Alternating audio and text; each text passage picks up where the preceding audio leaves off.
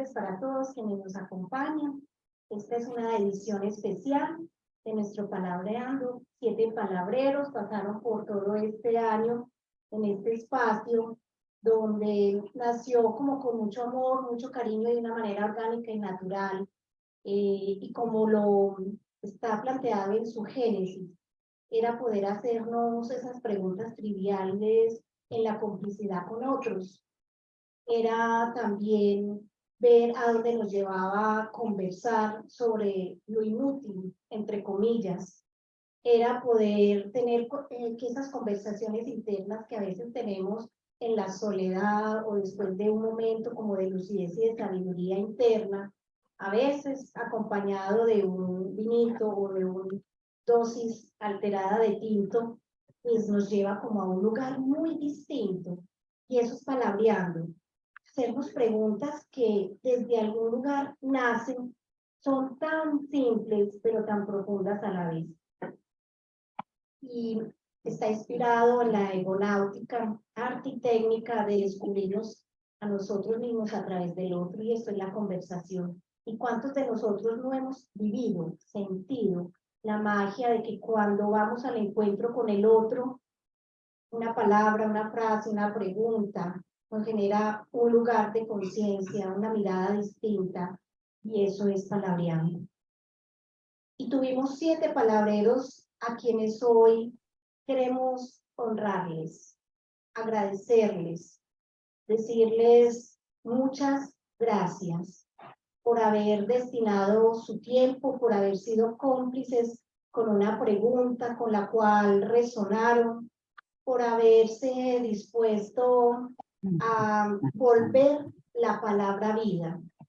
También cuando escribíamos sobre lo que iba a ser un palabrero, y recuerdo mucho que allí en el nombre de el espacio, Liliana Hoyos, que en un momento seguramente nos acompañará, fue cómplice, porque si esto se llama palabrero, entonces los invitados que van a hacer posible la palabra, ¿cómo se van a llamar? Son palabreros.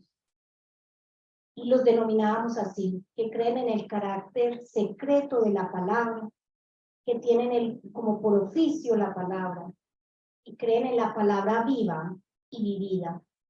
Y todos ellos pasaron por este espacio, no solamente para contarnos desde dónde ven la vida gracias a lo que han leído o desde la estructura, si antes, por el contrario, siento que muchos están bien desestructurados, y eso los hace perfectamente viables y oportunos para esto de estar empalabreando.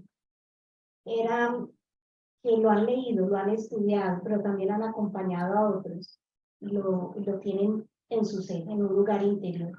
Entonces queremos, mi querido Gabriel, en este momento, compartirles un video con una selección muy especial que hizo Sarita de los mejores momentos de estos 7 palabreros durante el 2022.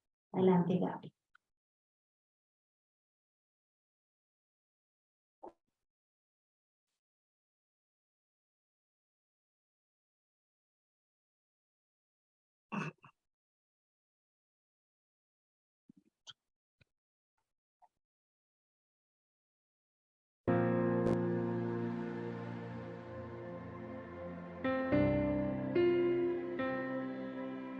Es eso que es lo que es realmente humano.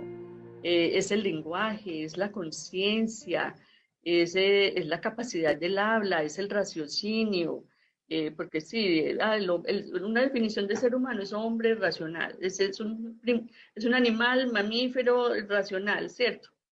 Pero más allá de eso, o sea, si yo me identifico con mi cuerpo, pues yo puedo decir que yo soy este cuerpo, pero este cuerpo perece, y entonces cuando perece, ¿qué vengo siendo yo después de que este cuerpo ya no está? ¿Cierto? Soy algo más que este cuerpo, más que esta mente, más que estas emociones.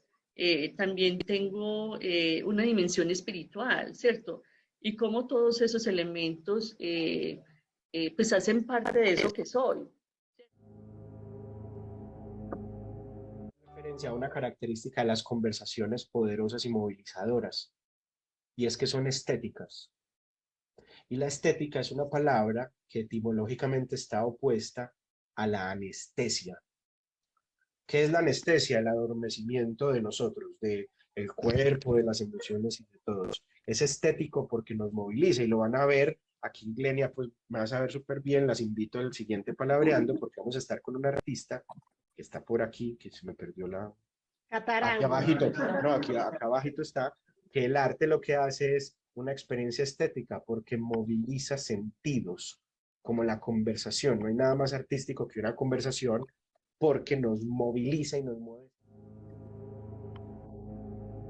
Bonito, entonces a la hora de uno entrar a una conversación, como bajar esa guardia de lo que soy para no intentar opacar, porque normalmente en esta sociedad yo siento que hemos estado muy recargados del yo soy y yo y todo lo que soy, entonces en ese mismo estar con el otro y tenerlo a frente, uno se olvida, así lo vea tan claro, uno ni siquiera lo está viendo por todo lo que uno cree. Y tenemos que estar en esa búsqueda frenética. ¿Será que la vida sí es esa búsqueda frenética o es dejarse encontrar desde el interior? Porque la intuición está ahí, la intuición está en el interior, el éxito está en el interior, nuestros sueños se hacen realidad desde el interior. Entonces era como porque estamos tan ocupados buscando cosas y como dice mi psicóloga, es que el que busca no encuentra, porque no se deja encontrar, está distraído buscando. Es que este es un tema de pronto apasionante porque yo soy de los que creo que la intuición siempre está presente, simplemente es en qué canal estamos conectados y generalmente cuando la lógica impera y la historia impera, cuando la historia, los referentes, las normas, el statu quo, lo estático impera y yo me conecto ahí como ser humano, pues obviamente quizá, digo yo quizá porque no lo estoy diciendo desde la certeza, sino desde la curiosidad, empiezo a dejar a un lado la intuición. La intuición en mí opera, obviamente conectándome con los sentidos, con los diferentes sentidos, y hay cosas que no, hay gente que dice, eso no es lógico, pero la gran mayoría de decisiones, por lo menos que yo tomo, la gran mayoría, no son lógicas, o sea, operan, u opero más bien, desde lo que yo siento.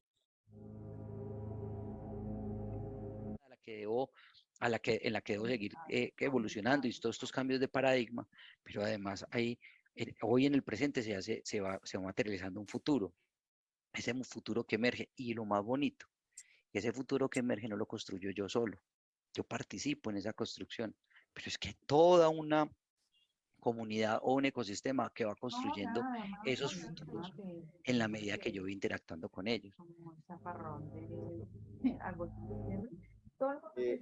Me pone a pensar si esa emergencia, eso que empieza a surgir, que empieza a ocurrir, es cualquier cosa. O sea, es multipotencial. Digamos que tiene todas las posibilidades o no. Yo siento que ese futuro que puede empezar a surgir, puede emerger en determinado momento, cuando estoy dispuesto para eso, en presencia, depende mucho o todo de la intención.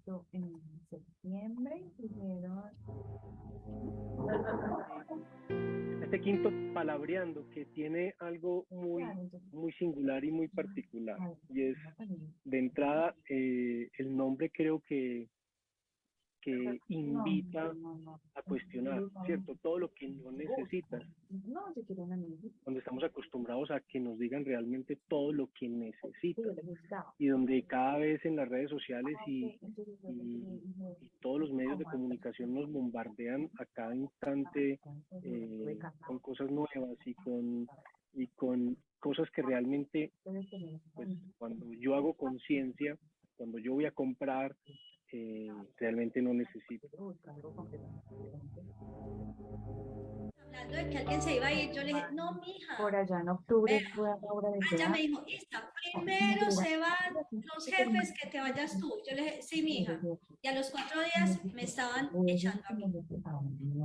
Entonces esa fue una de las cosas que a mí me hizo resonar, porque eso me hizo entender miles de cosas. Después de ese año de duelo, y muchachos, yo comprendí que esa Isabel, que ellos habían hecho ese reconocimiento por allá en Llano Grande, no era Isabel, ¿sí? No era la que yo quería, no era la que yo en realidad amaba, no era la que yo siempre había sido. Sin embargo, era en la que te habías convertido. Era esa máscara en que me había convertido. Ego se fue acentuando, se fue incrementando, y entonces el ego fue el que empezó a dominar a Juan Camilo. Ya no era Juan Camilo el que mandaba, sino era la soberbia. Ojo, no es el ego malo, ¿sí? Ni el ego bueno. El ego uno lo va convirtiendo en un personaje, en una máscara tipo kafkiana.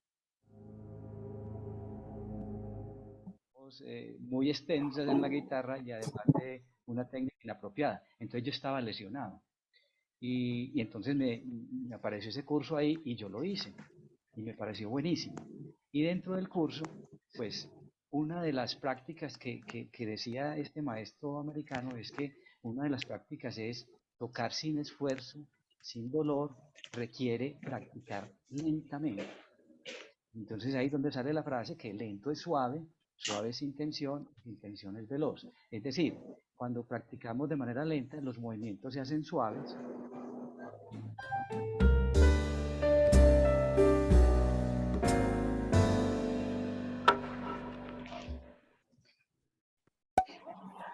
Queda uno como con ganas de más. Palabrero, ¿cierto? Wow. Pero vamos a pedirles a quienes están conectados por Zoom que silencien sus micrófonos.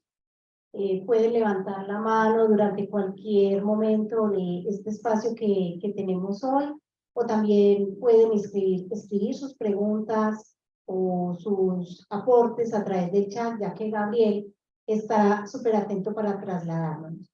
Y quienes están acá en nuestro espacio presencial, también vamos a tener este micrófono donde podrán apoderarse de él, menos Carlos Ignacio, porque podemos correr el riesgo de cambiar de tema.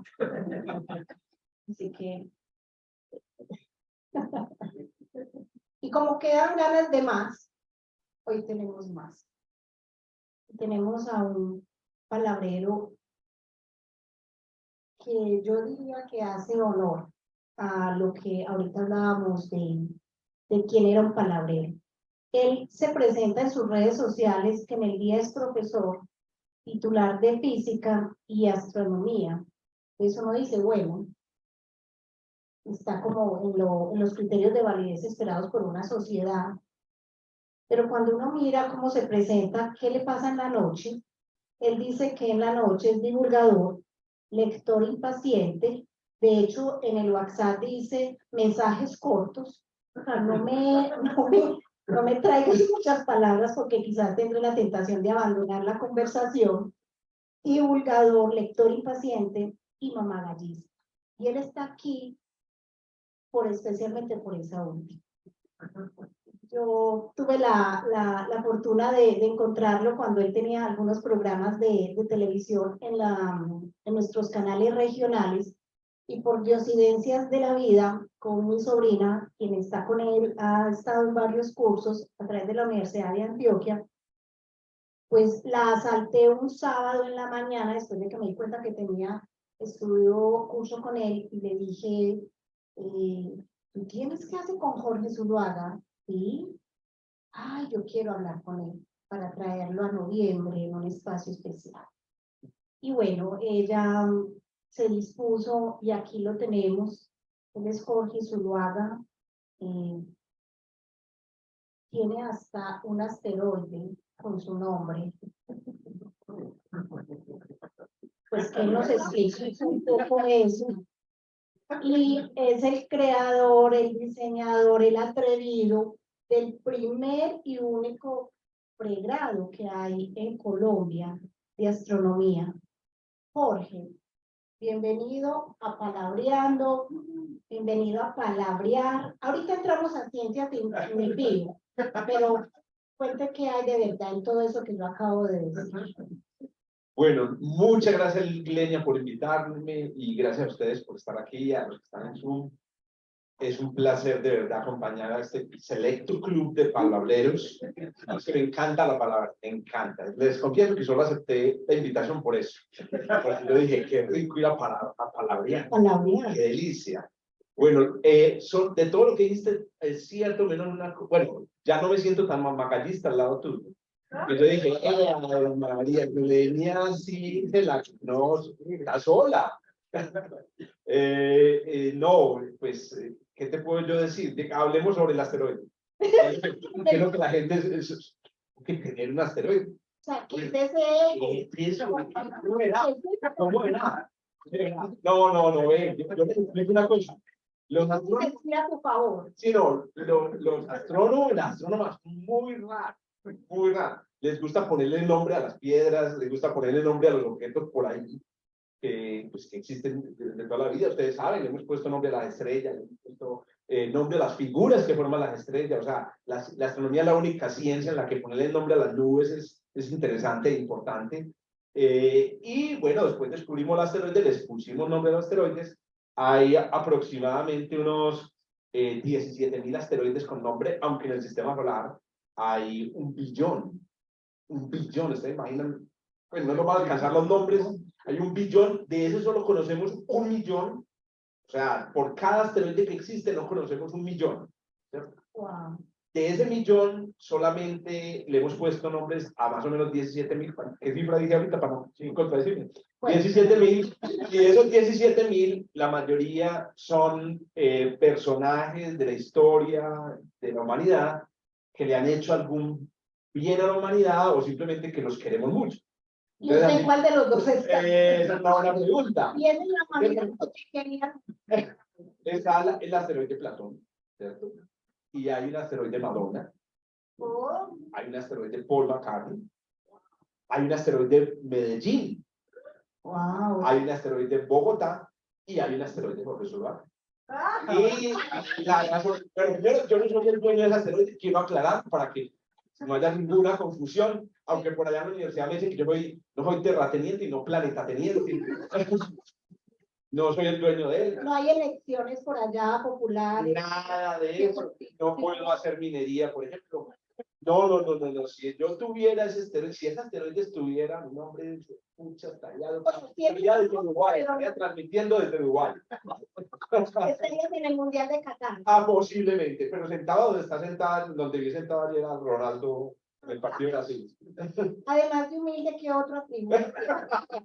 No, al contrario, yo no soy dueño de ese asteroide.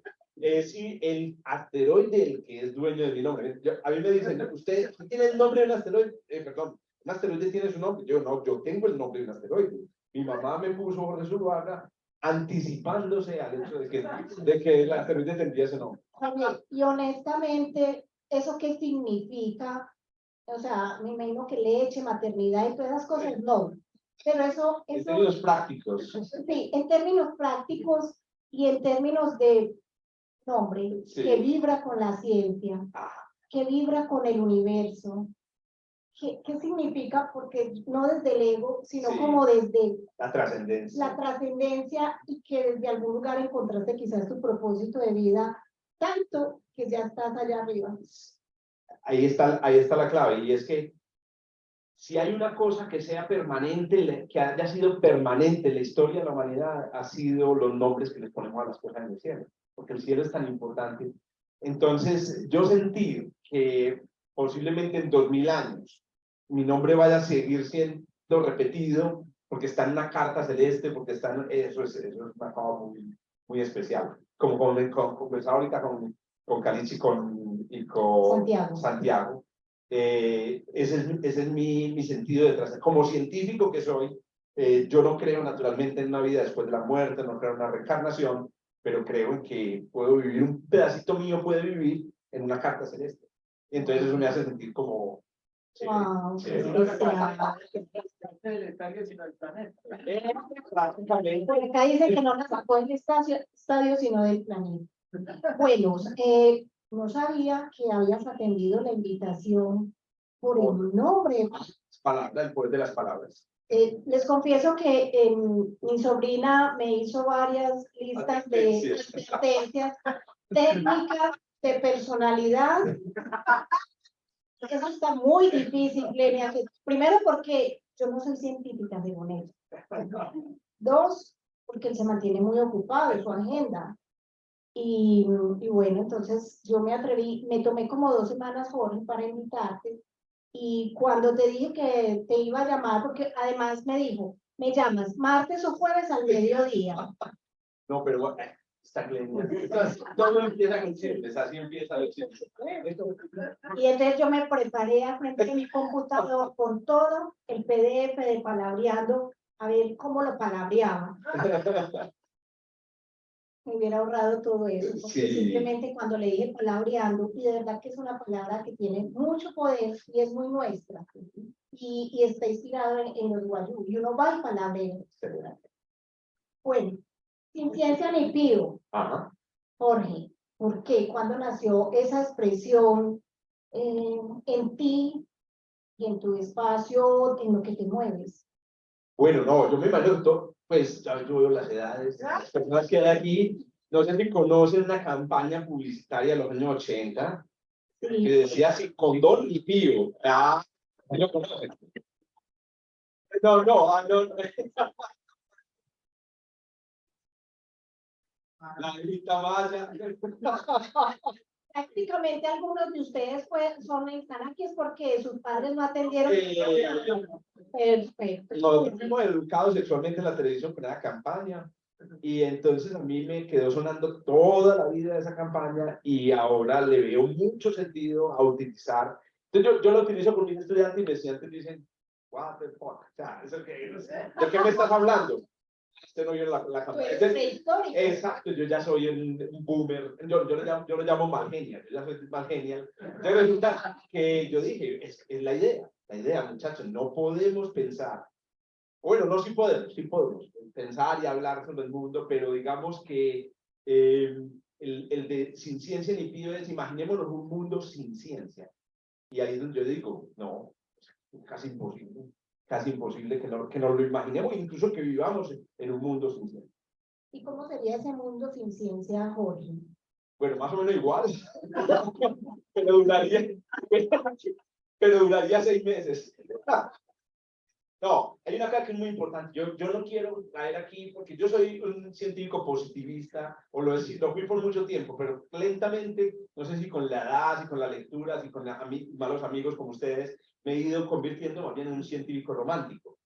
En el sentido del romanticismo del siglo XIX, que era el romanticismo idealista, el romanticismo de la poesía, el romanticismo de lo inútil, ¿cierto? Estamos ahí, ¿cierto? Somos un montón de ociosos. Somos románticos, ¿no?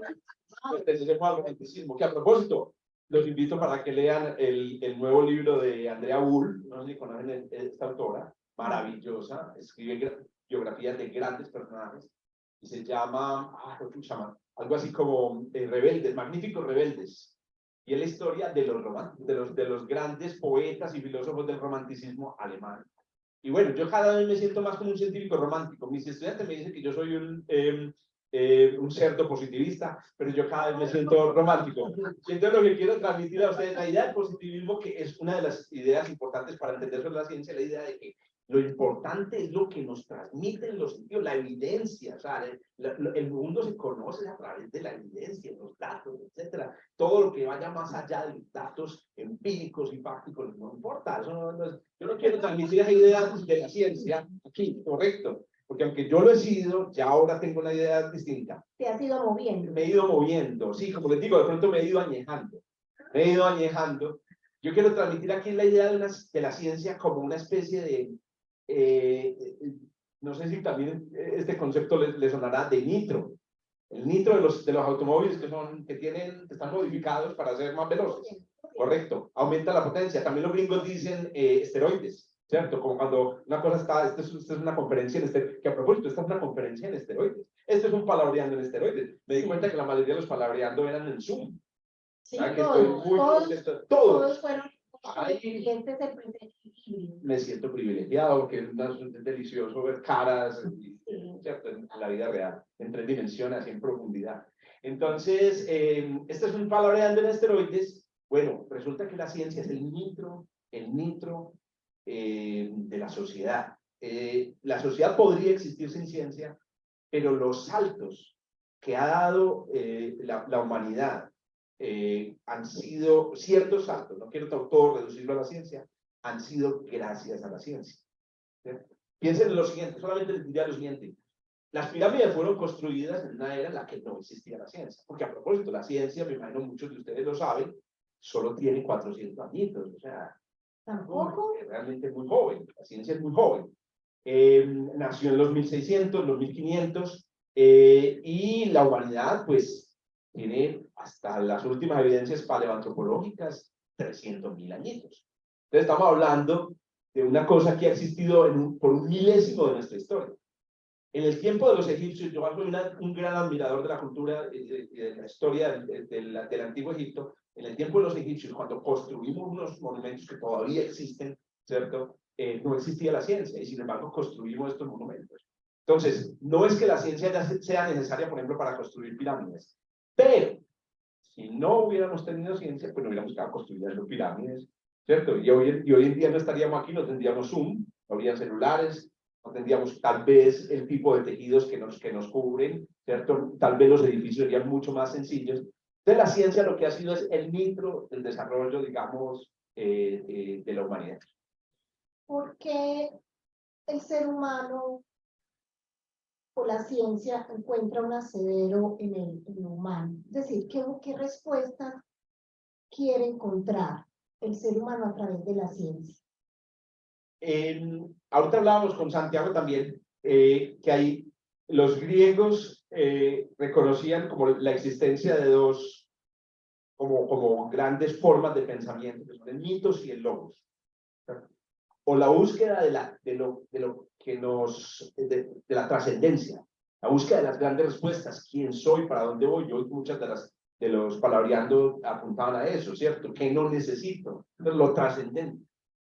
Yo creo, le comentaba ahorita a Santiago, que eso, no recuerdo quién era una de ustedes que hablaba de qué es lo que nos hace humanos, qué es lo que nos diferencia de los otros animales. Liliana Hoyos. Liliana, muy buena pregunta. Ahí está, Liliana.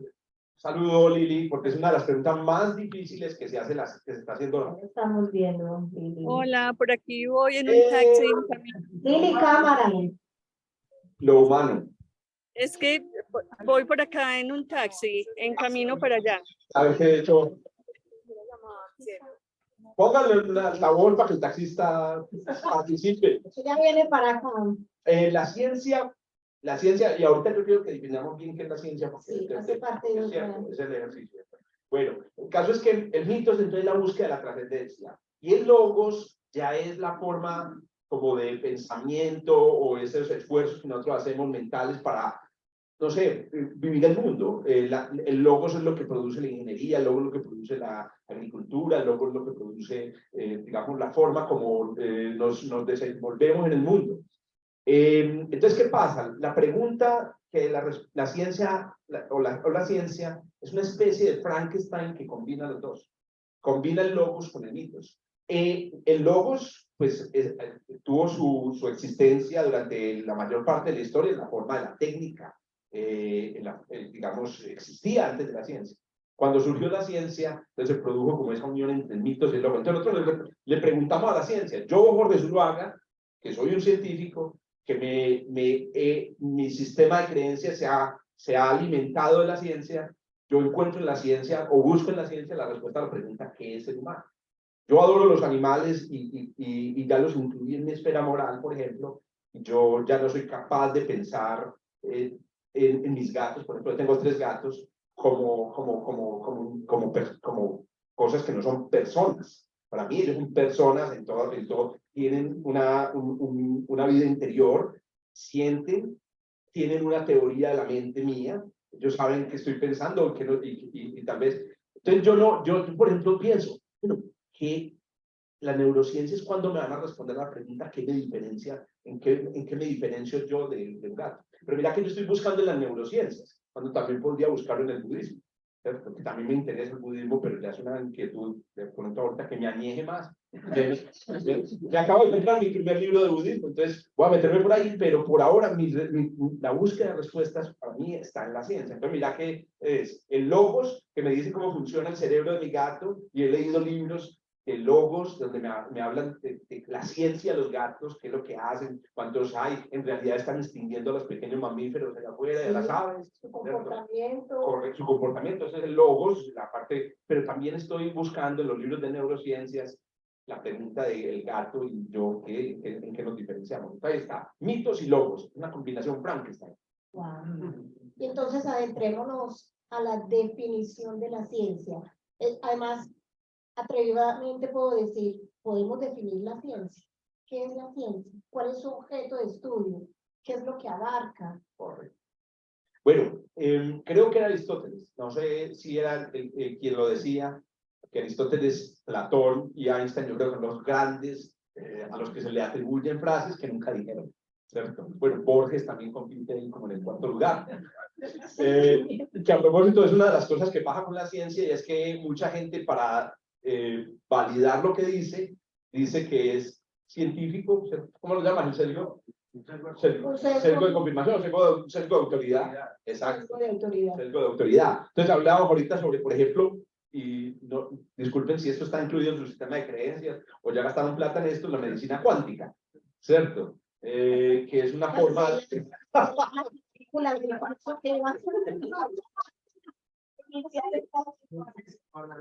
Sí, hay cosas donde se utilizan las palabras para validar, digamos, una cosa. Entonces, Aristóteles, creo que era Aristóteles el que decía que si no lo defino, lo entiendo, y si lo defino, ya no lo entiendo.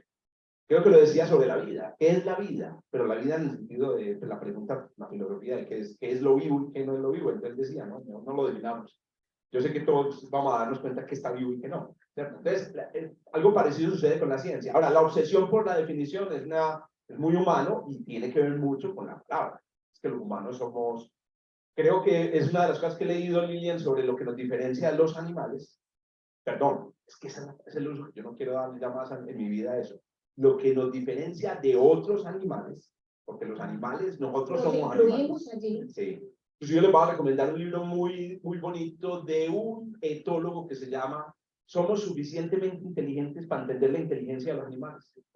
¿Cierto? Una belleza. Y lo leí y es muy buena, es ciencia y él es un investigador. Entonces él decía, cuando decimos que es muy común decir animales no humanos, él dice, él se pregunta, ¿y por qué no decimos animales no tortugos? O no tortugas, ¿cierto? Porque yo soy un animal no tortuga, ¿cierto? Entonces... Mira, Jorge, que charlando por ahí he escuchado, o sea, que mi gato es tan inteligente que él me entiende a mí, pero yo no lo logro entender. Muy importante, los gatos hablan dos lenguas, ¿cierto? Hablan la lengua del cuerpo, la lengua de las orejas, de los ojos. Que esa corporal que tiene. Claro, la lengua de ellos y una lengua con nosotros. O sea, es un bilingüismo porque yo a lo sumo hablo español e inglés mal hablado. Y son lenguas de mi propia especie. Yo no hablo gato.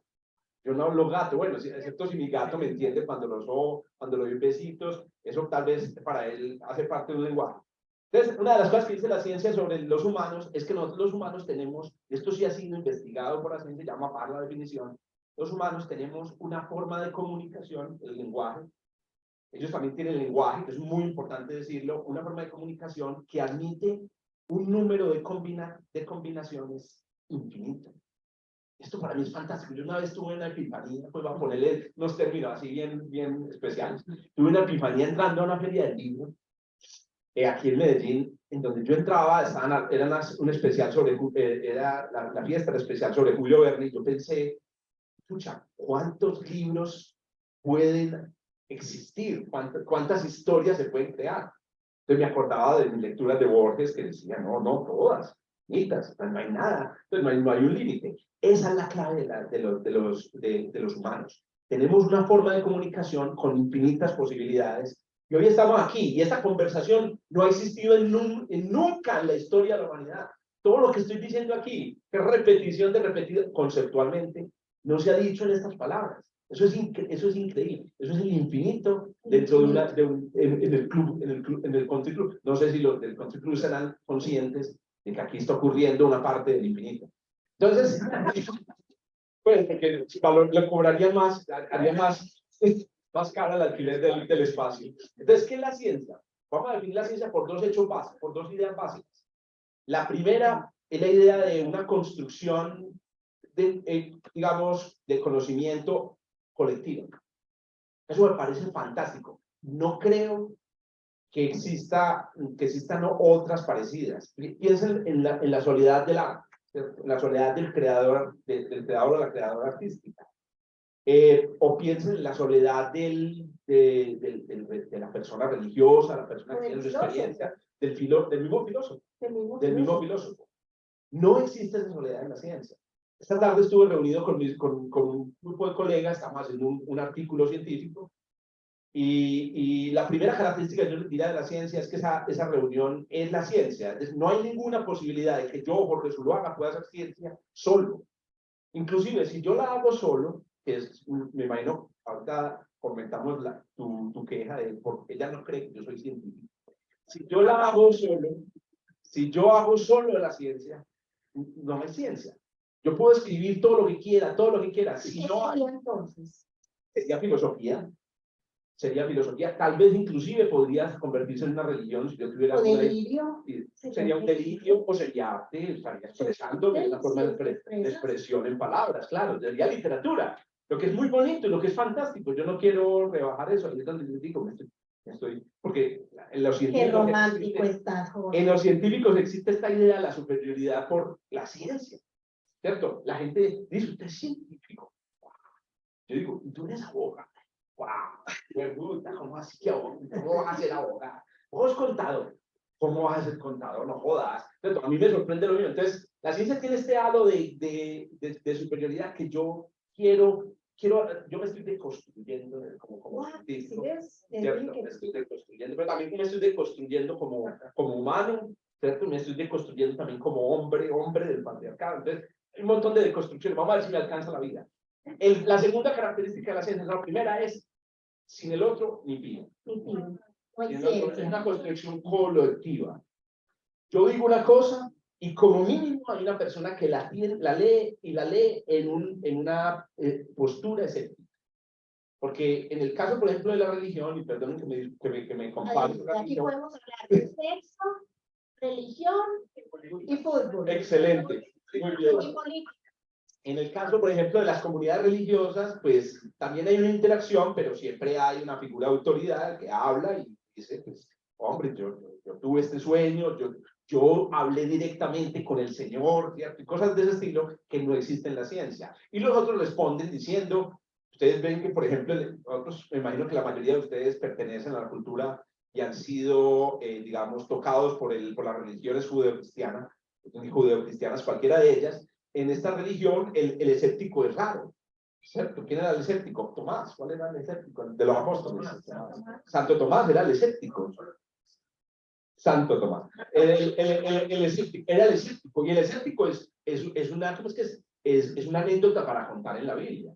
Este decía, sí, pero usted de verdad es Mesías. Pero para ver, sí, para creer. Exacto. En la ciencia, y viene la ciencia que dice... En la ciencia es el que es raro. Es el que dice, no, lo que estás diciendo debe ser verdad, porque Jorge Zuluaga, claro. No, eso no se ve bien en la ciencia. Entonces vos mandas un artículo, ustedes lo deben haber experimentado porque la mayoría de ustedes, me imagino, tienen una formación científica, porque la ciencia ya pues ha metido en la cultura general, la cultura académica. Que tenga aquí una profesión, pues pasó por un curso de ciencia en algún momento y sabe eso. Entonces, el escepticismo es muy importante y ahí está la creación colectiva. Vos presentas tu idea y la otra persona no solamente lee diciendo, ¡ay, qué bonito! No, dice, vamos a ver cómo destruyo a este hijo. O sea, no lo voy a dejar. Y eso no te lo advirtió tú. Sí, yo te... Lo advirtió ya tu impacto. Ay, no te puedo creer. Me parece súper interesante. A Julián, podemos enfocarlo, Gabriel, a Julián, nuestro palabrero. Me censuraron de principio a fin. No te puedo Que fue censurado de principio a fin. Cierto, mi solidaridad, es mi compasión completamente, pero aquí se acabó esa huevona. No, mira, pues, entonces, lo colectivo, el escepticismo del otro hacia tus ideas. Y la segunda parte tiene que ver con la evidencia. La ciencia tiene o sea, hay una creencia metafísica en la ciencia, o una elección metafísica, la elección de lo externo, que no es común a todos los sistemas de pensamiento, ¿cierto? La idea de que hay algo afuera de nosotros que es común a nosotros, ¿cierto? Ese algo, ¿no?, lo llamamos la realidad objetiva. La ciencia es o asume el realismo, que es muy importante porque advertirlo, porque, repito, han habido sistemas de pensamiento que asumen que todo el mundo es creado por la mente, ¿cierto? Es el idealismo de Hegel, por ejemplo. El mundo lo crea mi mente, ¿cierto? Bueno, el caso es que la ciencia asume que hay algo afuera, y como hay algo afuera, aquí en el positivismo, entonces para descubrir el funcionamiento de la naturaleza, pues hay que trabajar afuera, hay que buscar evidencia afuera. Entonces, la segunda parte de la ciencia es esto: lo que tú obtienes afuera, que hace con observaciones y experimentos, es sagrado prácticamente. O sea, si tú tomas un dato y el dato es una temperatura, y la temperatura dice 24, no la puedes cambiar. Eso es lo que hay ahí, 24. Cuenta de la realidad que estoy intentando acceder. Exacto. También pueden ser números, normalmente son números. Hay una gran relación entre la ciencia y las matemáticas que se ha ido construyendo. Bueno, estuvo en el origen de la ciencia. Cuando dije que tenía 400 años, es porque algunos señalan el origen de la ciencia en los trabajos de Galileo Galilei, ¿cierto? Que estamos hablando de 1630, por ejemplo. Entonces estamos hablando casi exactamente 400 años. Y Galileo era un católico ultracreyente, pero decía una cosa muy interesante, y él decía: lo que hemos descubierto es que la lengua, el lenguaje, el idioma en el que está escrito la naturaleza es matemática. Dios, para Galileo, es un geómetra, es una persona matemática. Entonces, ¿por qué le damos tanta importancia a los números? Si yo, por ejemplo, voy a estudiar a los humanos, usted lo ve, pues tengo que medirlos de alguna manera. Entonces voy a estudiar las emociones. No, un momentico, entonces numerémoslas, ¿cierto? Las inteligencias, numerémoslas, ¿cierto? O pongámosle un número. Acaba de salir los resultados de las pruebas de Saber Pro 11, mi hija salió ahí, y yo sentí como una maluquera, porque a mí no me importa que me midan a mí, pero yo no quiero que me midan a mí. Cuéntanos. Sí, ¿dónde está el diván? Sí.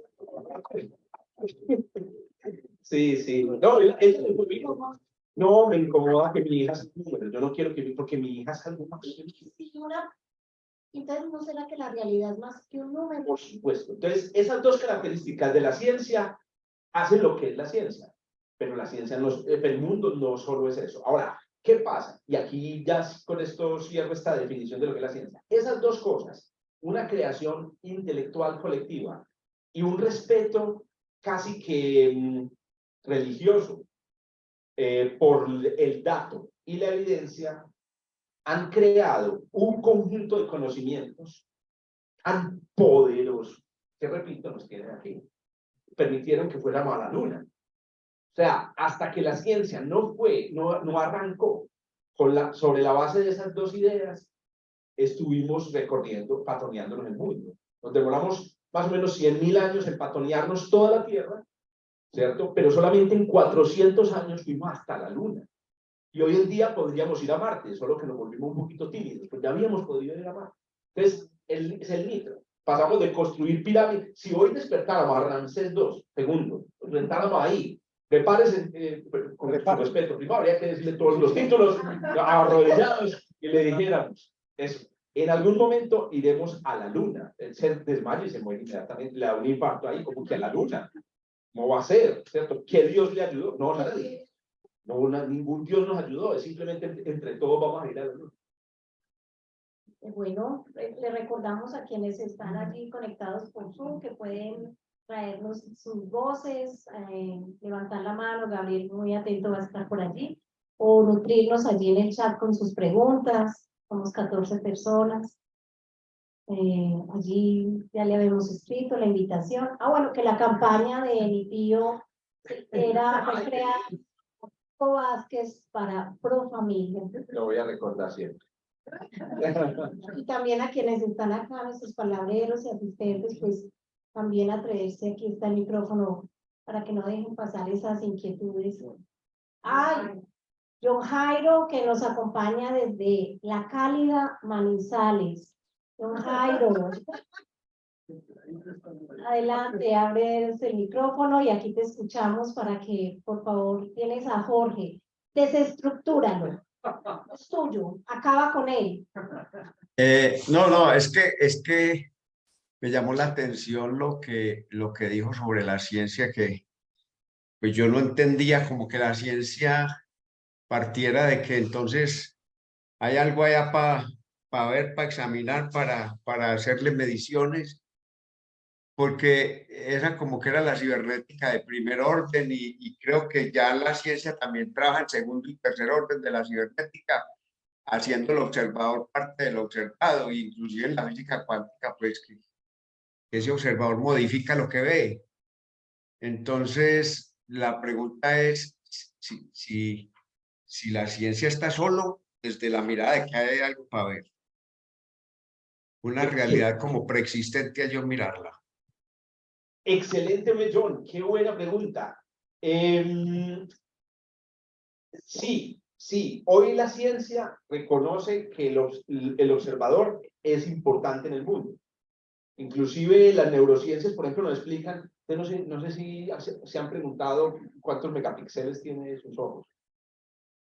A ver, ¿ustedes con qué resolución ven ustedes el mundo?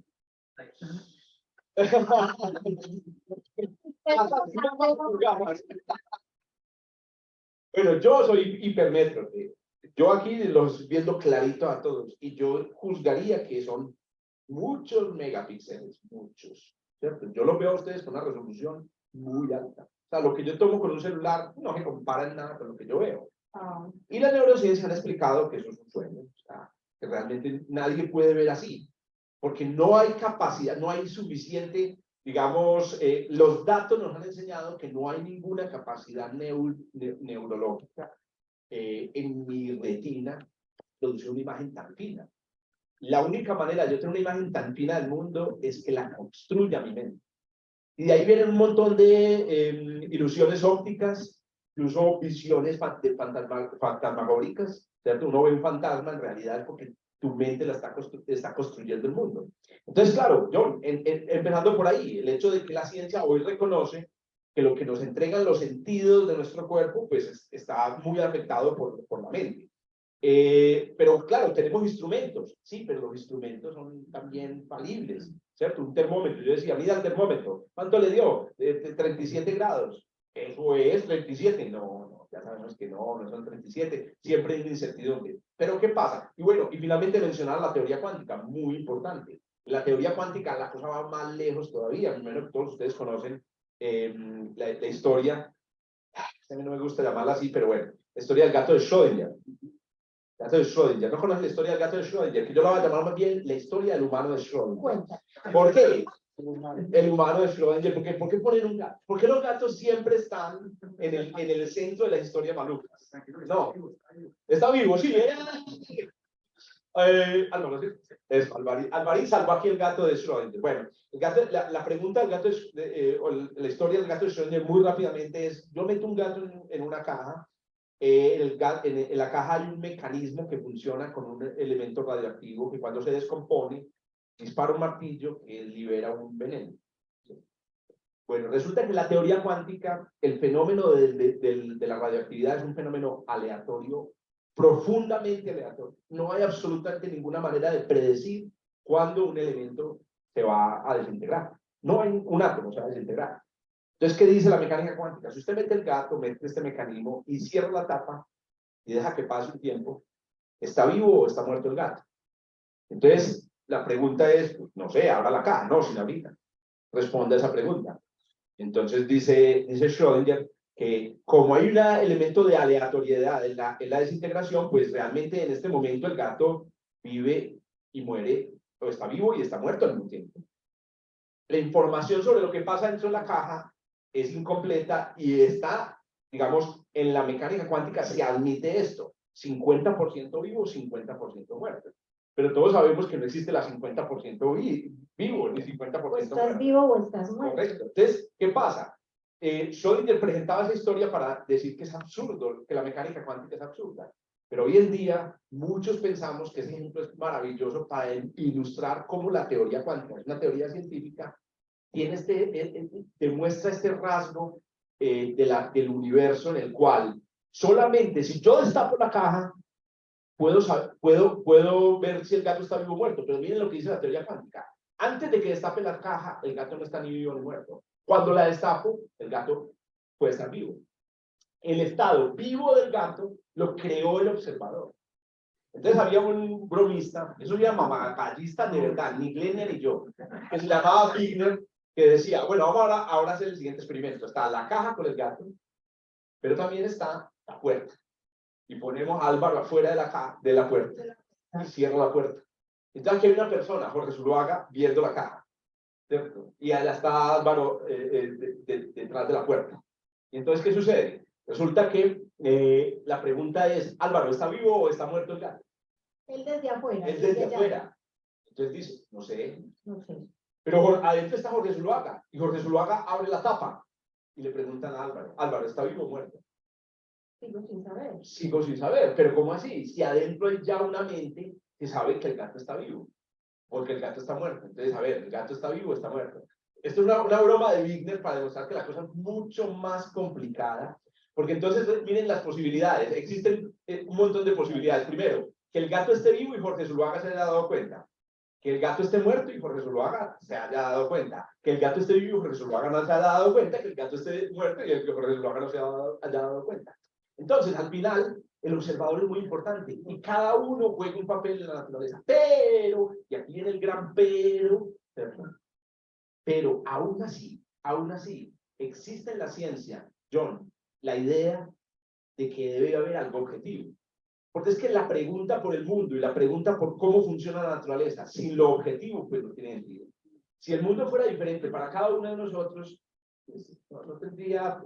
Si para Cata la luna estuviera a 100.000 kilómetros, ¿cierto? Y para Jorge Zuluaga la luna estuviera a 384.000 kilómetros, no iríamos a la luna, ¿cierto? Entonces, ¿cómo hablar del objetivo y lo no objetivo si pasa por el observador, que es quien lo crea, para poder acceder a uno de los sentidos que tiene la ciencia, que es acceder a ese lugar sagrado que hay afuera, que me dice que es real? Bueno. Yo ni siquiera entendí la pregunta, pero... pero son muy bonitos, Dejemos la grabada para el resumen del próximo. Pero sí, creo que pases por el observador y que la ciencia tiene sentido. Esa es una de las grandes preguntas. Yo creo que en la humanidad, por ejemplo, el tema, la discusión moral y ética está alrededor de eso. Pues, cuando tomamos una decisión, existe algo que sea objetivo sobre esa decisión. Pensemos en un tema pues, de debate grande como el aborto, ¿cierto? Existe algo objetivo en permitirlo, algo objetivo en no permitirlo. Y todos sabemos que en el terreno ético y moral, cada quien tiene su matriz de valores y no puede, digamos, entrar en la matriz de valores del otro o convencerlo con argumentos. Bueno, en el caso de la ciencia es más grave porque hay que tomar una decisión para poder hacer ciencia. Digamos que la hipótesis de trabajo, vamos a decirlo así, la ciencia tiene hipótesis de trabajo. La hipótesis de trabajo es que hay algo objetivo, que la luna existe y que es común a todos, y que no va a llegar aquí pues un budista de la India a decirme, no, la luna no existe, solo existo yo. ¿Cierto? Solo existo yo, la luna no existe. La luna es un sueño que tuvo, ¿cierto? Buda, ¿cierto? No, asumimos que algo allá afuera existe. Asumimos que esto está ocurriendo en un edificio y que todos, aunque experimentamos de forma distinta el edificio, pues experimentamos de fondo. Pero en la filosofía a eso lo llaman la ontología y la metafísica, y ahí hay cosas, es el final de la discusión. O sea, tú llegas al punto en donde asumes una posición ontológica y esa posición es la que dice, yo voy a arrancar de esta posición. Existe la realidad y la ciencia habla de la realidad, ¿cierto?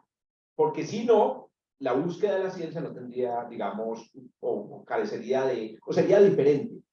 Ahora, ¿existe o no existe? Sigue preguntando la niña preguntona. Pero ¿existe o no existe la realidad objetiva? Entonces aquí hay una respuesta que es un poco, vamos a llamarla así, utilitaria.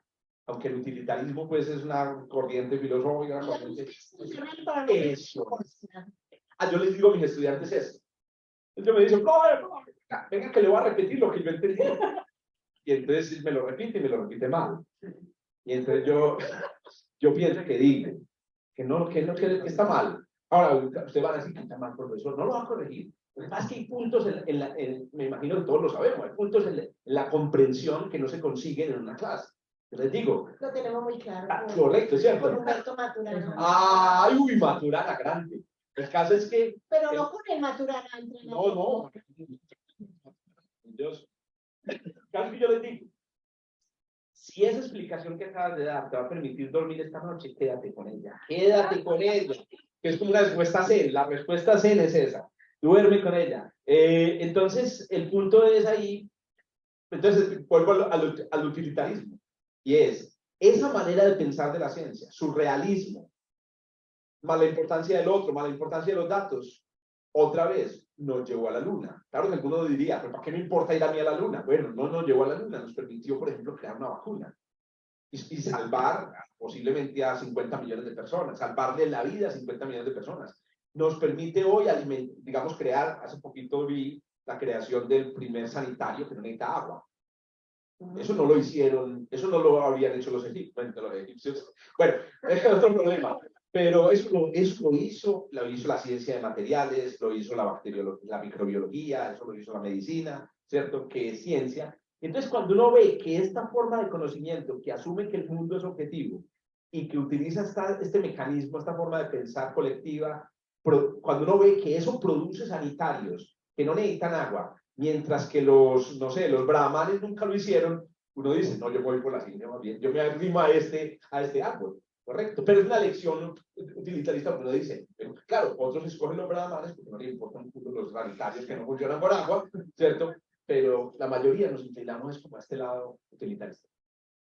Voy a pasar el micrófono. Qué pena, sí. No, quienes vayan a preguntar, van a preguntar bajo su responsabilidad.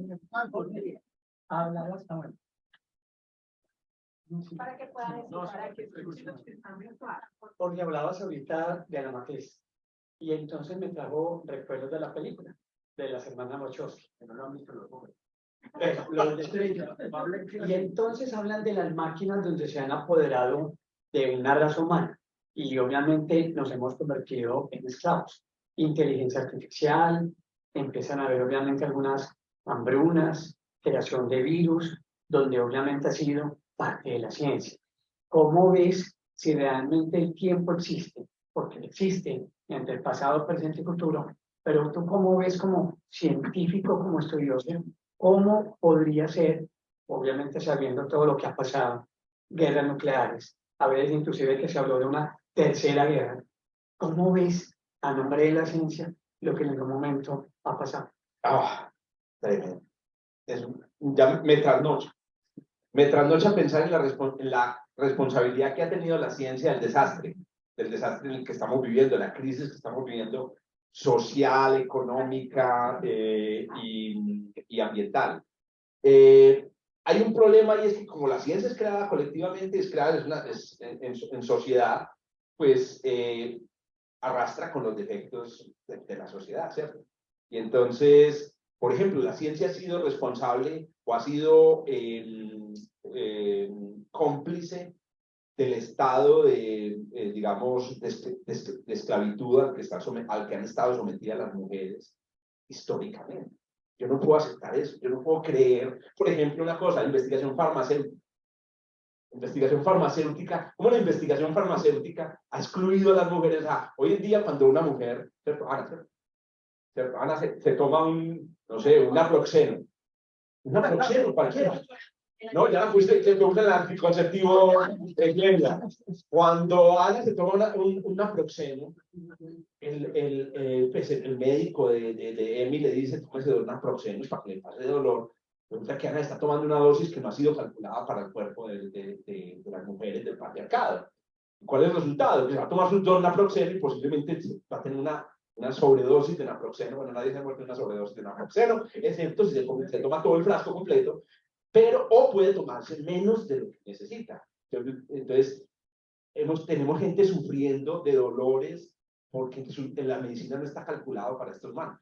Y lo que yo descubro leyendo es que la ciencia ha sido partícipe de hacer eso. Entonces yo sí me he sentido muy mal con eso.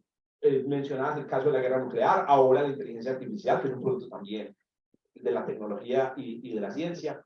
Y por eso yo pienso que lo que tenemos es que aprender de estas historias para hacer una ciencia nueva. Yo creo que ya está pasando. Una ciencia nueva, una ciencia que nos involucre a todos.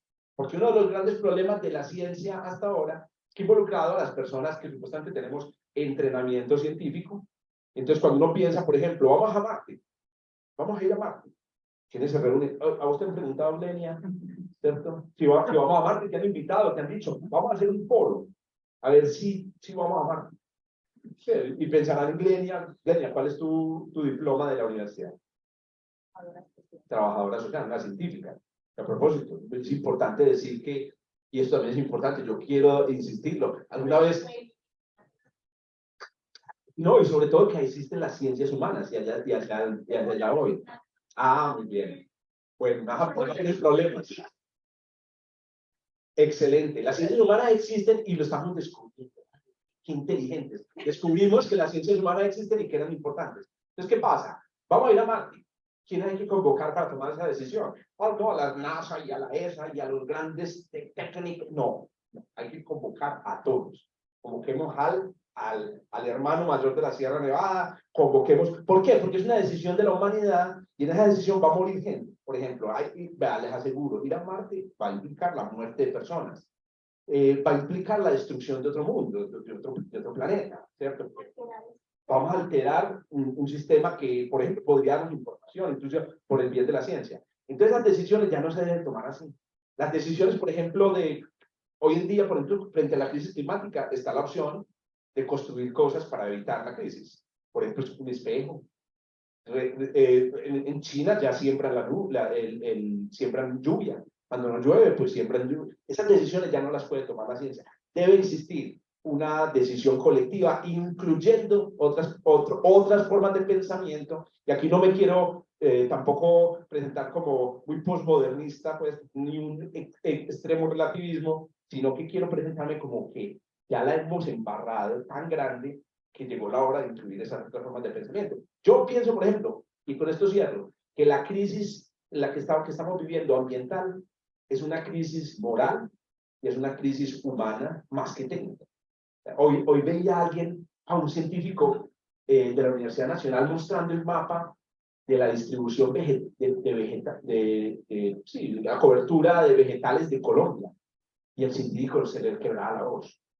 Decía, es un señor como de 60 años, cuando digo eso me refiero a una persona que lleva toda la vida estudiando el dato, un cerdo positivista, quebrándose la voz. Yo decía, este tipo está desesperado. Esta es la película, ¿cierto? La película. Y él decía, la gente no se da cuenta de lo que está pasando. Y entonces le decían, entonces, ¿qué hacemos? No sé. Y al final decía algo como desesperado, y es, tenemos que empezar, no sé, campañas, hacer cosas para conservar. Y la conservación es un tema humano. A lo que intentamos llamar a los trabajadores sociales para que trabajen con la comunidad, ¿cierto? Y saquen de la comunidad lo que saben y para entender qué es lo que hay que hacer. Me acabo de leer otro librito recomendado, se llama Naturaleza Sagrada, de Karen Armstrong, gran historiadora de las religiones, y ella dice, tal vez lo que nos va a salvar es la religión. Pero ella dice, no el judaísmo, no nos va a salvar el islamismo, nos va a salvar una forma de pensamiento en donde lo sagrado sea importante otra vez. Eso, en donde no diga, aquí está la selva y voy a cortar un árbol porque necesito leña. Cortar un árbol, pero ¿cómo así? ¿Por qué? No, pero es que el árbol es sagrado. Usted no ve que el árbol tiene vida. Antes rindámosle culto al árbol, pero ¿cómo así? Si el árbol es simplemente leña y no, tiene que crecer una nueva generación de personas que vean en el árbol algo intocable para que salvemos la Tierra. Pero usted imagina lo que nos vamos a demorar, ¿cierto? Con los pensums universitarios que tenemos. Hágame el hijo de puta ahora. Qué pena las palabras. Pero entonces, conectando lo que acabas de decir con lo que decían, pues lo que reflexionamos ahora sobre lo objetivo y lo subjetivo, me retrocedí como 20 años atrás cuando estaba estudiando comunicación social y periodismo, que lo primero que nos decían era que la noticia, cuando uno redactaba una noticia, era objetivo, y cuando uno redactaba una opinión o una editorial, era subjetivo. Entonces, también salía el tema de la pregunta, bueno, pero es que igual cuando el periodista omite algo de la información y la pone en redacción objetiva, ya se puso la mano del observador, ¿cierto? Entonces, aquí con todo esto que estamos conversando tan chévere, tenía una pregunta, bueno, puede que la ciencia, el dato y el hecho sea, pues, como lo que tú dices, el resultado, pero la base, el origen es la pregunta, y la pregunta es desde el humano, y desde la conciencia que tiene ese ser humano sobre qué preguntas está haciendo. Y ahí es donde hablamos, tu pregunta sobre destruimos o construimos con la ciencia. Porque desde que yo creo mi pregunta tiene que ver con mi emoción, con mi espiritualidad, con mi búsqueda interna, con mi grado, mi estado, mi lugar de conciencia. Entonces, la base parte de la pregunta y cómo, que es la hipótesis, podría ser en la ciencia, ¿cierto? Pero ese ser humano que se hizo esa pregunta y cómo se la hizo, comienza a activar un movimiento de investigación y experimentación y comienzan otros a resonar y a conectarse. Entonces, aunque el objetivo es lo puro y duro de lo último, y vamos sumando puro y duro, pero resulta que es la suma de las preguntas internas, espirituales, emocionales, culturales, que hacen la construcción de todo esto. Entonces, volvemos a, claro, si el origen es la pregunta, y desde el lugar interior que yo tengo cuando hago una pregunta, ¿cierto? Es que ahí sería el asunto. ¿Desde qué lugar interior estoy haciendo esa pregunta? Porque desde ahí formulo la hipótesis y hago que el movimiento colectivo y luego el hecho y el dato sale. O sea, que es el origen, ¿cierto? Sí, muy interesante la pregunta, claro, la pregunta está en la raíz, pero hay niveles de preguntas, ¿cierto? Así como la pregunta puede ser ¿por dónde sale el sol todos los días, ¿cierto? O por qué el sol sale cada vez más al norte a medida que pasan los meses. Hay preguntas que son preguntas por el logos, ¿cierto? Que la respuesta es con el logos, el sol. En marzo sale por el oriente y en junio al norte y después en diciembre al sur. Eso es y ahí está la respuesta y ahí está el objetivo. Todos en el planeta ven exactamente lo mismo. Y está la pregunta por el mitos, ¿cierto? Y la pregunta por el mito es, por ejemplo, lo que tú dices, y lo espiritual, y la vida interior de los seres humanos. ¿Qué importancia tiene, por ejemplo, en general en el universo? Por ejemplo, si existen, hay una crisis que se nos viene encima muy grande, espiritual, prepárense, que va a ser el descubrimiento de otras civilizaciones. Así es. ¿Cierto? El descubrimiento del extraterrestre. Que nos vuelve a bajar del pedestal, nos bajaron que la Tierra no era... Exacto. Otra revolución copernicana. Sol, sí. Que el inconsciente estaba ahí, aunque tú no quisieras, y aquí vuelve y nos baja. Entonces, esas preguntas son preguntas muy grandes y son preguntas que están muy buidas pues, de lo que tenemos por dentro. Pero la mayoría de las preguntas de las que hablamos pues, cuando hablamos de la objetividad de la ciencia son preguntas realmente por el logos, que son preguntas sencillas. Pero recuerden, siempre hay una mezcla, siempre es un Frankenstein en el que preguntar ¿por qué el sol sale todos los días? Vuelve y se repite, vuelve y sale, vuelve y sale. Esa pregunta tiene trampa. Porque la persona, yo le puedo decir, no sale porque la tierra rota, y la persona queda completamente insatisfecha. No, yo lo que quiero entender es por qué.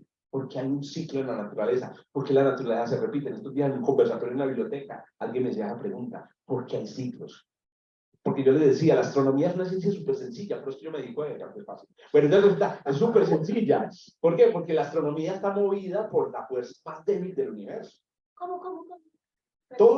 Sí. La astronomía depende de la fuerza más débil del universo, que a propósito es una pregunta muy interesante. ¿Por qué esa es la más débil? Que la gravedad.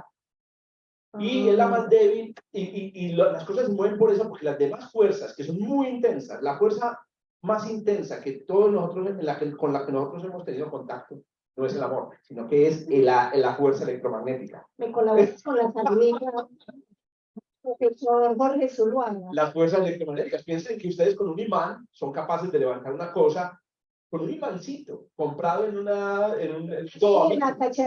Todamil. Ustedes son capaces de levantar un objeto que la Tierra, que es un planeta de 6 cuatrillones de kilogramos, mantiene agarrado. O sea, le robamos a la Tierra un objeto tan grande, y es porque el magnetismo es una fuerza muy intensa, pero tiene un problema, y es que la fuerza del imán se acaba a las 3 cuadras. Pues a las 3 cuadras, que nada, a 2 metros ya el poder del imán desaparece. En cambio, el poder de la Tierra llega hasta Mercurio.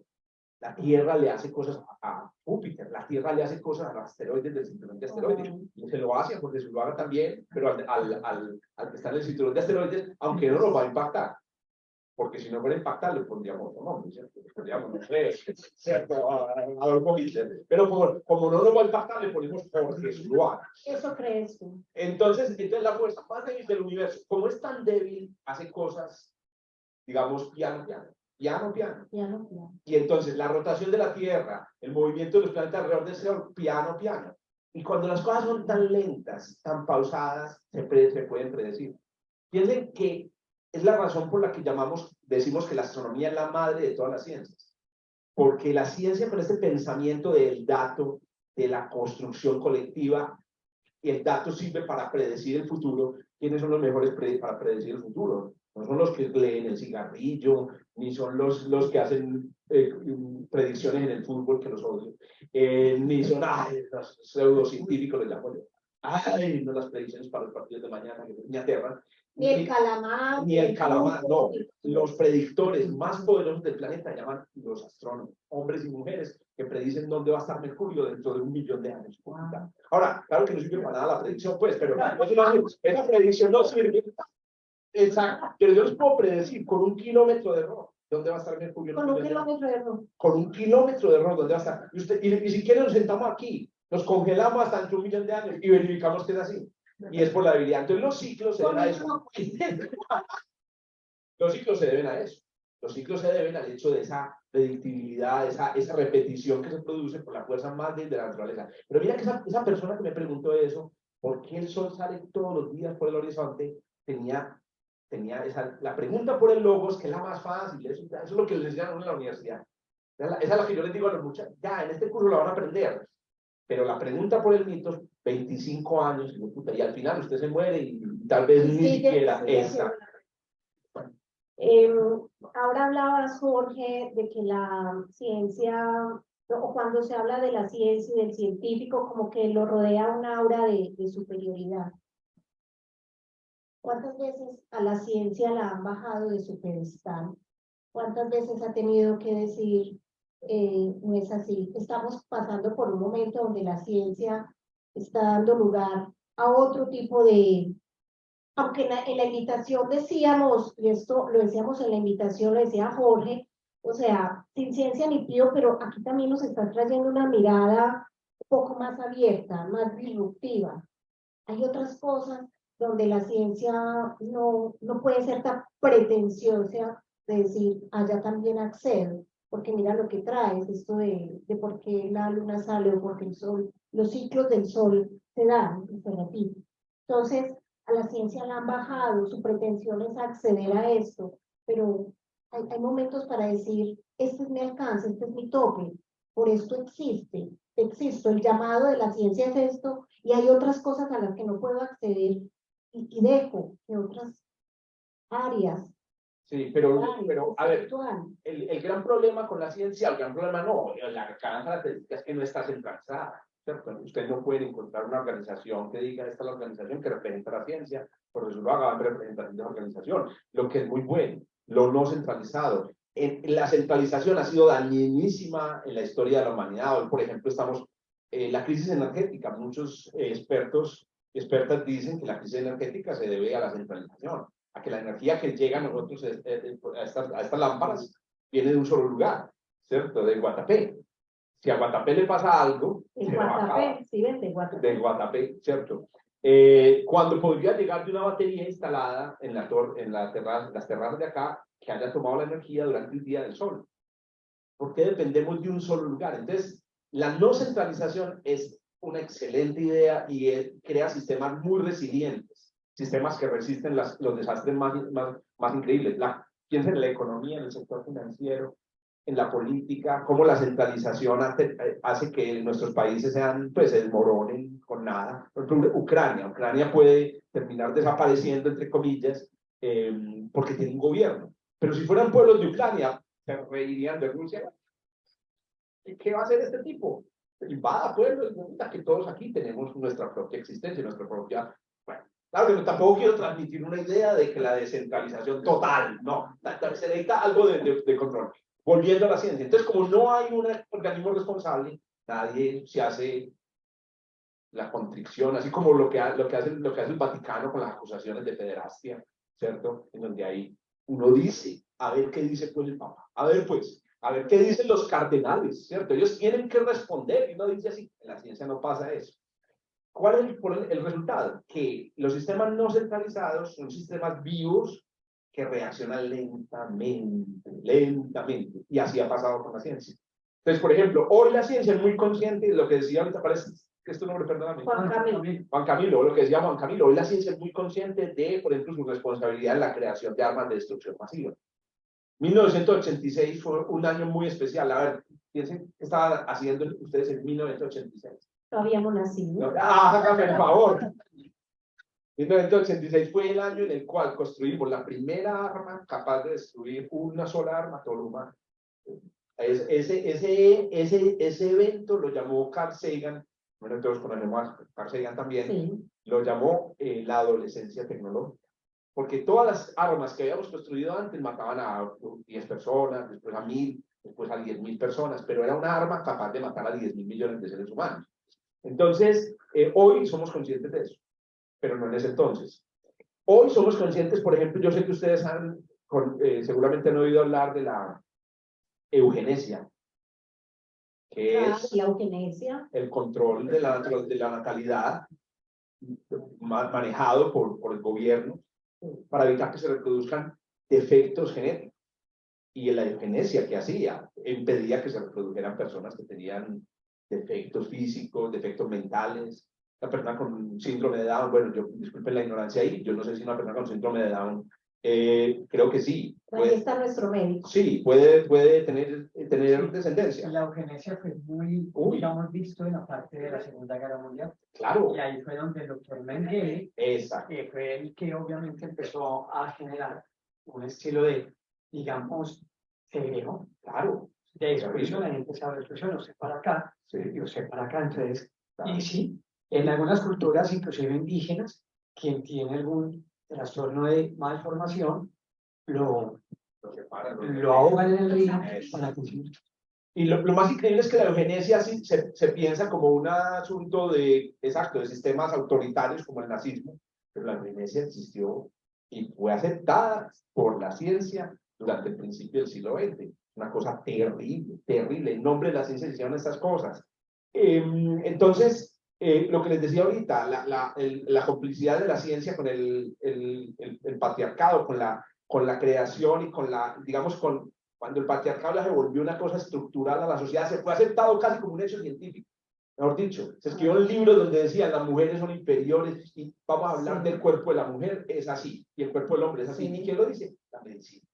Entonces, claro, cuando lo dice la medicina, ya uno no es machista, lo que uno es científico. Entonces, ¿qué sucede? Ese tipo de pendejadas que ha hecho la ciencia, hoy en día, yo, Jorge Zuluaga, que a propósito de nuevo, tú ahorita lo dijiste, claro, es una mirada fuera del molde, pero recuerden, yo igual sigo teniendo un sistema de creencia en donde la ciencia es muy importante, porque sé que la ciencia nos metió en este problema y nos va a sacar, o nos va a ayudar a salir, porque ese es el punto. No podemos renunciar a la ciencia, pero no podemos solamente salir con la ciencia. Esa es la clave. Solo la ciencia no. Yo hoy, en la versión de Jorge Zuluaga que está aquí sentado, yo veo a la ciencia y a los científicos, hombres y mujeres que trabajamos en ella, como parte del team. Team salvar a la tierra. Correcto. Sí, bueno, sentados ahí, no, lo que necesiten, a la orden, a la orden. Ah, ustedes fueron los que cagaron esto. No, no, ustedes también. Ustedes también, capitalismo. Pero estamos aquí dispuestos a aportar con nuestra forma de, pero aquí también está el budista, ¿cierto? Y aquí también está la persona que viene, no sé, que tiene el artista, los artistas. Karen Armstrong dice, las artes son artes. No, no, dice, con las artes se puede transformar esto. Porque yo no sé si ustedes han visto la nueva ministra de Cultura, independientemente de nuestras tendencias políticas, uno ve a esa ministra de Cultura y uno dice, qué ministra tan capaz. O sea, las cosas que hace esa ministra, yo digo, por ahí es. Por ahí es. ¿Por qué? Porque está haciendo cosas, está utilizando el arte en un cargo que es completamente burocrático. Y yo digo, por ahí es. Porque los humanos somos muy completamente raros. ¿Cierto? Me leí otro libro, última recomendación. Otro libro se llama ¿Quién le hacía la cena a Adam Smith? ¿Cierto? Es un libro sobre economía feminista, de una economista feminista sueca que se llama Catherine Marshall. Excelente. O sea, esa mujer hay que leerla en las facultades de economía, pero ustedes también. Y ella habla de un concepto que se llama el homo económico. Todos somos homo económicos, incluyendo Ana, todos somos homo económicos, incluso las mujeres homo económicos, que es esta visión de que necesitamos, de necesitar más, la visión de la eficiencia. Pues pucha, esta charla no puede durar más de una hora porque después tengo que producir otra cosa, pues pucha, ¿cierto? Y yo tengo que tener más, y cuánto nos van a cobrar, y ya llegó la hora de la comida, ¿cierto? Y esa imagen, en vez de estar aquí tranquilo, ¿no? Pues cuando quede la última persona, paramos. Ya por cansancio. 4 días después aquí Glenn todavía.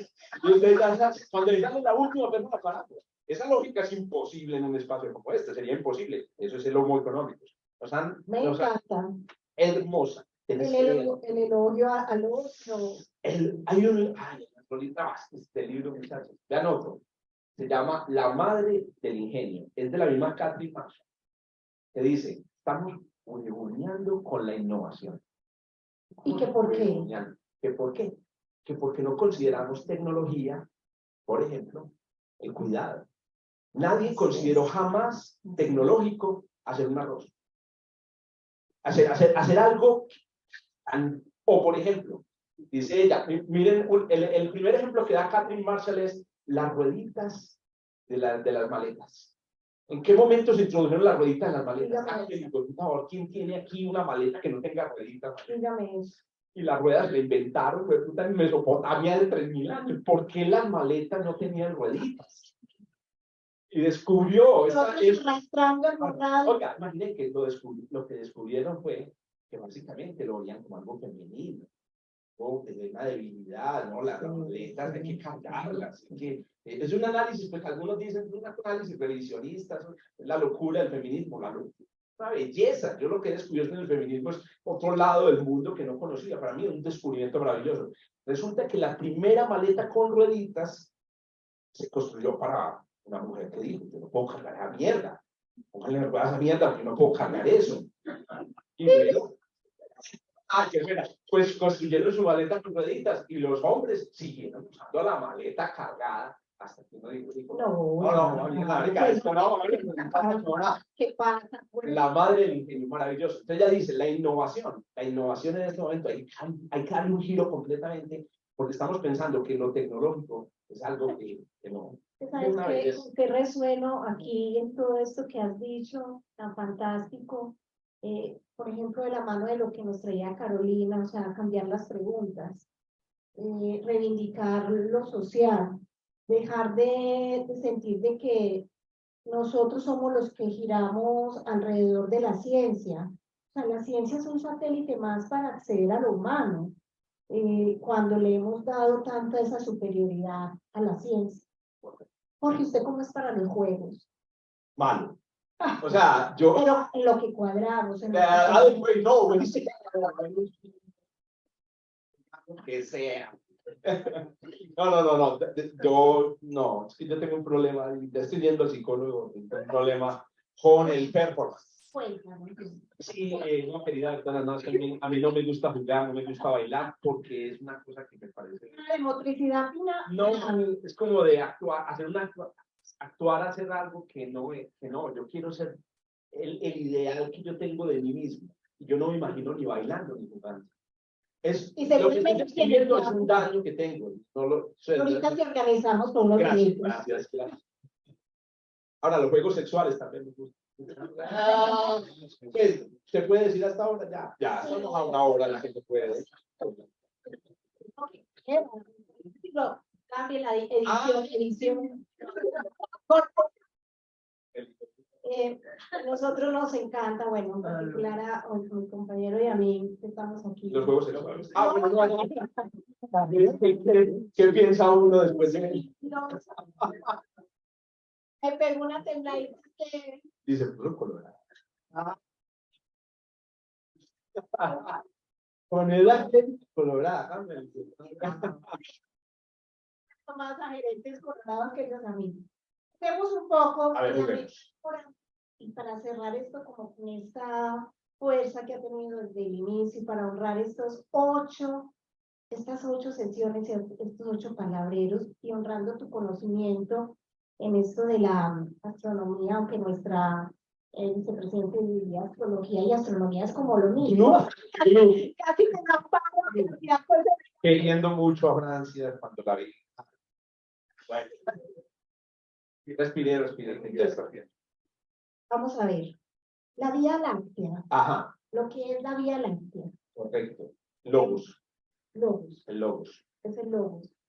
¿Y con qué podemos relacionarlo en lo humano, en la vivencia, en el relacionamiento? Bueno, logos y mitos. Ustedes ya saben pues que la ciencia es Frankenstein de los mitos. Bueno, primero la Vía Láctea es un objeto invisible para los humanos. Un día me da mucho pesar. Perdimos la Vía Láctea. La matamos. Porque es el único objeto visible a simple vista en el cielo que necesita oscuridad. Y la oscuridad fue, digamos, jubilada hace 120 años, empezamos a jubilar la oscuridad de la Tierra. Yo todavía, cuando voy al campo y veo que los campesinos, las personas que han vivido en el campo, apagan la luz a las 8 de la noche, y digo, wow. Yo en cambio soy a las 12 de la noche tratando de ver, pues puta, yo ya vi Facebook, a ver, otra vez, ¿cierto? Y ellos apagan a las 8 de la noche porque llegó la oscuridad, es que la oscuridad es padre. Entonces, la Vía Láctea es una de esas cosas que estamos perdiendo o que perdimos.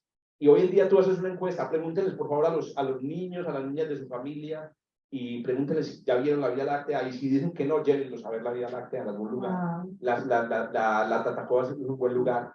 Y cuando lo vean van a pensar entonces en el logos, y van a decir, están viendo la casa del sol, el lugar donde vive el sol, ¿cierto? Es un conjunto de 100.000 millones de estrellas. En esa Vía Láctea usted está viendo apenas por ahí el 10% de una, yo la llamo una arepa de huevo, ¿cierto? Porque es una arepa de huevo gigante de estrellas, ¿cierto? Donde cada estrella es un sol. Hay tantas estrellas en la Vía Láctea como neuronas ahí en el cerebro. Díganle eso a los niños y a las niñas y verá que ellos no le paran bola. Pero escuchan, que los niños tienen una manera de pensar tan rica. Yo quisiera hacer así. Tranquilo que está llegando. Bueno, gracias.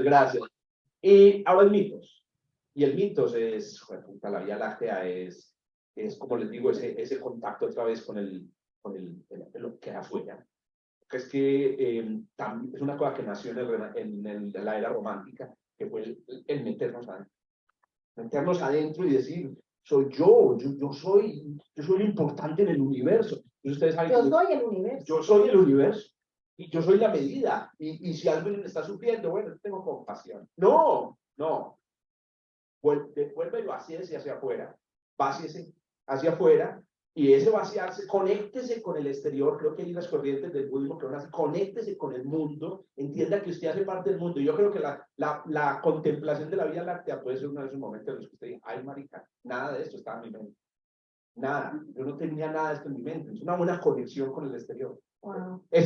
A ver, ¿cómo ya? Desconéctese de usted mismo y conéctese con el cielo. Vean la Vía Láctea, desierto de la Tatacoa, yo vendo tubos. Por favor, Gabriel, va para ediciones a los agujeros negros existen, Objetivamente. objetivamente. Objetivamente. Existen esas cosas. Teniendo en cuenta lo que es un agujero negro, Ajá. en la humanidad, ¿cuáles son nuestros agujeros negros? Ah, pucha. El banco, digo, el sector financiero.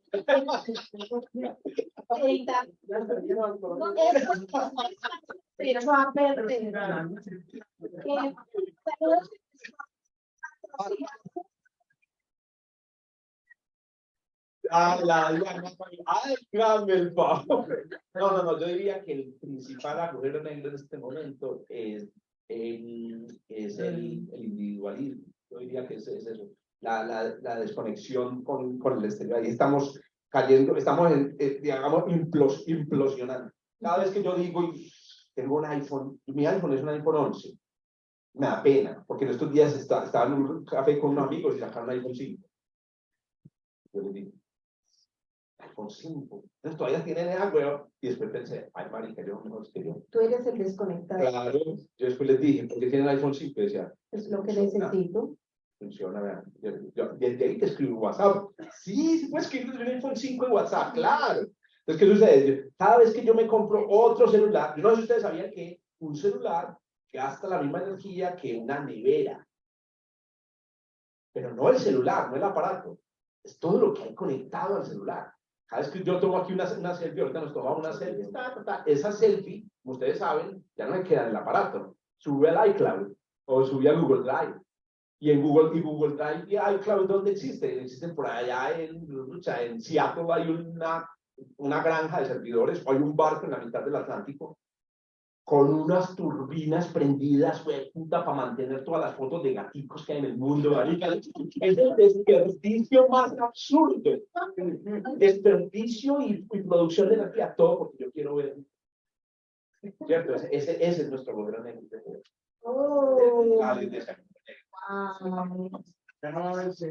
No más el no, sí, tómesela, pero siempre pregunten cómo la borro. Como borro mis fotos pasadas. Esta charla también. Esta charla la podemos. No, de alguna manera, el olvido es importante, ¿cierto? ¿No? Todos los filósofos, la literatura, el arte, ¿cierto? La escritora han escrito el olvido. Sin el olvido, ¿qué? Por ejemplo, yo soy uno de los que sufre, yo creo que todos. Cuando leo un libro digo, pues, me va a olvidar. Ay, se me va a olvidar.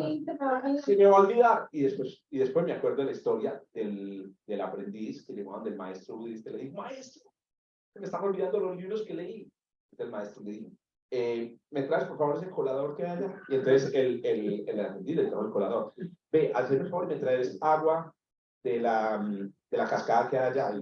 Pero mi maestro, el colador está sucio, está en el suelo. Dice, no, tráeme agua. Pero es un colador, ¿cómo te va a traer agua? Entonces él dice, va, tráigame agua. Entonces el muchacho iba, cogía agua en el colador, salía corriendo y cuando llegaba no había agua.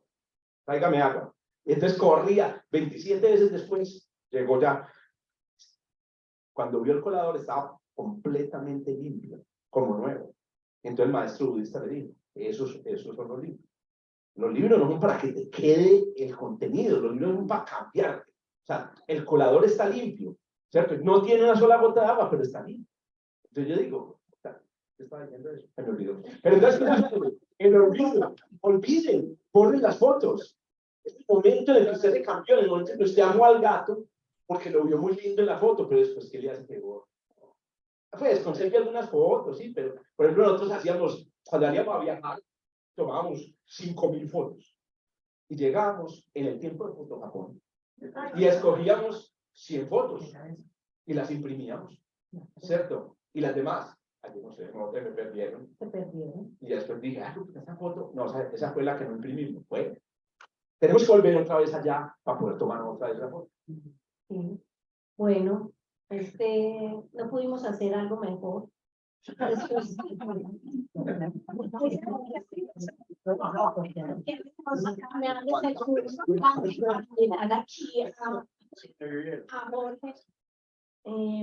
Queríamos de verdad cerrar con un espacio muy distinto, con una persona que de verdad que su añejada le ha caído muy bien. Pero me criticaste todas las fotos, me dijo, ay, que no hay nada mejor. Tienes que deconstruirte en ese sentido. La primera que mandó, con esa nos quedamos. Ok. Esperamos que lo hayan disfrutado. Esta es una iniciativa de la unidad de Confluye y la parte personal, donde nos hacemos preguntas en el tema personal. Este es Palabreando desde Creciente. Este año ha sido muy especial porque han nacido muchas iniciativas y otras se han madurado, como Mujeres que Corren con Lobos, Espíritu Emprendedor, el curso de Biología Cultural. Y soy una convencida que cuando nos permitimos simplemente hablar sin querer colonizar al otro, cuando todavía confiamos en que podemos gozarnos la palabra por ir al encuentro del otro, es posible que esta humanidad que hoy nos traía Jorge como con una mirada pues abierta, pero desde algún lugar muy desde los datos y los hechos desesperanzadora, pues que podemos acceder a... Sí, es desesperanzador, que podemos acceder a poder continuar encontrándonos en la palabra. Gracias entonces, con esto damos por terminado nuestra serie de espacios de Palabreando 2022 y un abrazo.